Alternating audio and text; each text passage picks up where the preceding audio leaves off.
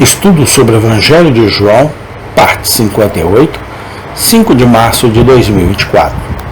João, capítulo 12, do versículo 12 ao versículo 19. No dia seguinte, ouvindo uma grande multidão que viera à festa, que Jesus vinha a Jerusalém, tomaram ramos de palmeiras e saíram-lhe ao encontro e clamavam: Hosana, bendito o Rei de Israel, que vem em nome do Senhor. E achou Jesus um jumentinho e assentou-se sobre ele, como está escrito: Não temas, ó filha de Sião, eis que o teu rei vem assentado sobre o filho de uma jumenta. Os seus discípulos, porém, não entenderam isso no princípio. Mas, quando Jesus foi glorificado, então se lembraram de que isso estava escrito dele, e que isto lhe fizeram. A multidão, pois, que estava com ele, quando Lázaro foi chamado da sepultura, testificava que ele o ressuscitará dentre os mortos. Por isso, a multidão lhe saiu ao encontro, porque tinham ouvido que ele fizera este sinal. Disseram, pois, os fariseus entre si: Vedes que nada aproveitais, eis que toda a gente vai após ele. João 12, de 12 a 19. Um leitor cuidadoso dos evangelhos dificilmente pode deixar de observar que a conduta de nosso Senhor Jesus Cristo neste estágio de seu ministério terreno é muito peculiar. É diferente de qualquer outra coisa registrada sobre ele no Novo Testamento. Até agora, ouvimos retirando-se o máximo possível do aviso público, retirando-se para o deserto e controlando aqueles que o teriam trazido à frente e o feito rei. Via de regra, ele não cortejava a atenção popular. Ele não chorou, nem lutou, nem fez com que sua voz fosse ouvida nas ruas. Mateus 12, 19. Aqui, ao contrário, vemos ele fazendo uma entrada pública em Jerusalém com a presença de uma imensa multidão de pessoas e fazendo com que até os fariseus digam: eis que o mundo foi atrás dele. A explicação dessa aparente inconsistência não é difícil de descobrir. Finalmente, havia chegado o tempo em que Cristo morreria pelos pecados do mundo. Chegará o tempo em que o verdadeiro Cordeiro Pascual seria morto, quando o verdadeiro sangue da expiação seria derramado, quando o Messias seria cortado de acordo com a profecia. Daniel 9, 26. Quando o caminho para o mais sagrado deveria ser aberto pelo verdadeiro sumo sacerdote a toda a humanidade. Sabendo de tudo isso, nosso Senhor propositalmente chamou a atenção para si mesmo.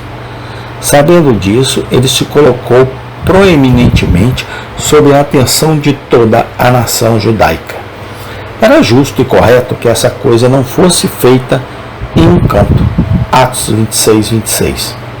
Se alguma vez houve uma transação no ministério terreno de nosso Senhor que foi pública, foi o sacrifício que ele ofereceu na cruz do Calvário. Ele morreu na época do ano em que todas as tribos estavam reunidas em Jerusalém para a festa da Páscoa. Nem isso era tudo. Ele morreu em uma semana quando, por sua notável entrada pública em Jerusalém, ele fez com que os olhos de todo Israel se fixassem especialmente em si mesmo. Aprendemos, por um lado, nestes versículos, quão inteiramente voluntários foram os sofrimentos de Cristo. É impossível não ver na história diante de nós que nosso Senhor teve uma influência misteriosa sobre as mentes e vontades de todos ao seu redor, sempre que julgasse adequado usá-la. Nada mais pode explicar o efeito que sua aproximação a Jerusalém teve sobre as multidões que o acompanhavam. Eles parecem ter sido levados adiante por um poder secreto que eles foram obrigados a obedecer, apesar da desaprovação dos líderes da nação.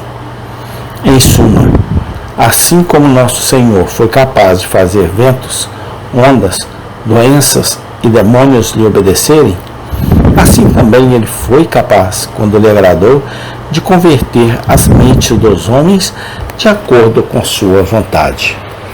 Pois o caso diante de nós não está sozinho.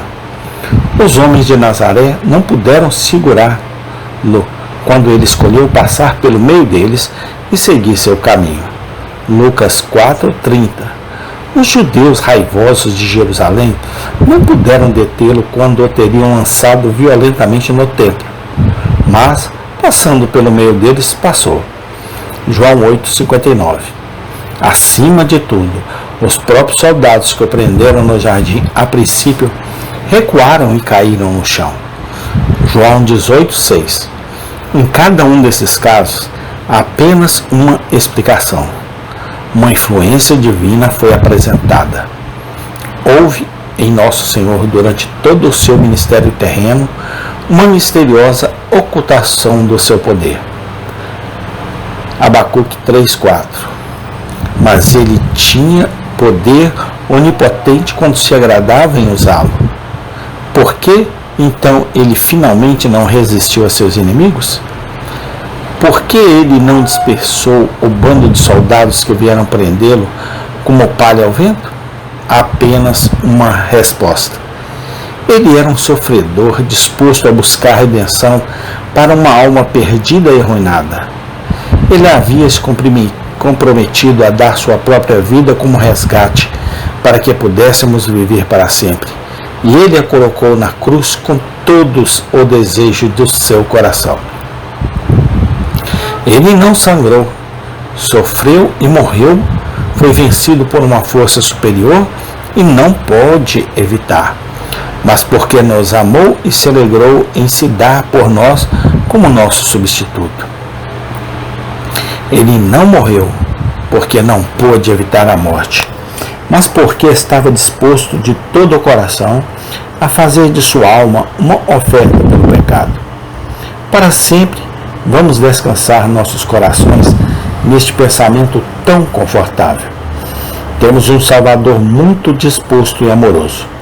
Foi seu prazer fazer a vontade de seu Pai e abrir o caminho para que o homem perdido e culpado se aproximasse de Deus em paz. Ele amava a obra que havia assumido e o pobre e imundo pecaminoso que ele veio salvar. Nunca, então, cedamos ao pensamento indigno de que nosso Salvador não gosta de ver os pecadores vindo a Ele e não se alegra em salvá-los. Aquele que foi um sacrifício muito voluntário na cruz também é um Salvador muito voluntário à direita de Deus. Ele está tão disposto a receber os pecadores que vêm a Ele, agora em busca de paz, como estava a morrer pelos pecadores quando reteve seu poder e sofreu voluntariamente no Calvário. Aprendemos, por outro lado, nestes versículos, quão minuciosamente as profecias sobre a primeira vinda de Cristo foram cumpridas. A entrada em Jerusalém em um jumento, que está registrada aqui, pode parecer à primeira vista uma ação simples e de forma notável.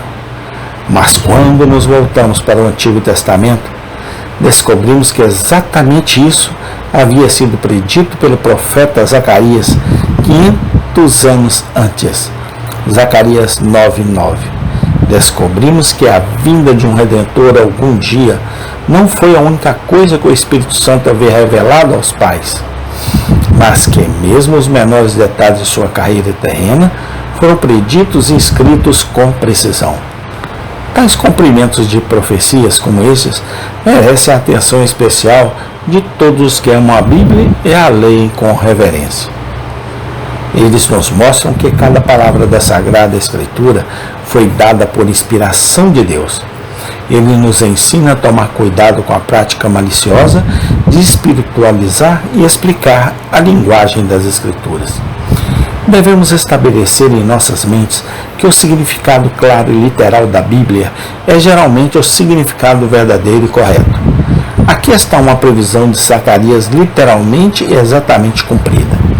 Nosso Senhor não era apenas uma pessoa muito humilde, como alguns intérpretes espiritualistas teriam explicado as palavras de Zacarias, mas ele literalmente entrou em Jerusalém em um jumento. Acima de tudo, esses cumprimentos nos ensinam o que podemos esperar ao aguardar o segundo advento de Jesus Cristo. Eles nos mostram que devemos procurar um cumprimento literal das profecias sobre essa segunda vinda e não figurativo e espiritual. Para sempre, apeguemos-nos a este grande princípio. Feliz é aquele leitor da Bíblia que acredita que as palavras da Bíblia significam exatamente o que elas parecem significar. Tal homem tem a verdadeira chave do conhecimento na expectativa das coisas que estão por vir. Saber que as previsões sobre o segundo advento de Cristo serão cumpridas literalmente, assim como as previsões sobre o primeiro advento de Cristo foram cumpridas literalmente, é o primeiro passo para uma compreensão correta da profecia não cumprida. Amém. Tem continuação. Muito obrigado a Deus. Louvado e exaltado seja o teu santo nome, hoje e sempre eternamente. Amém.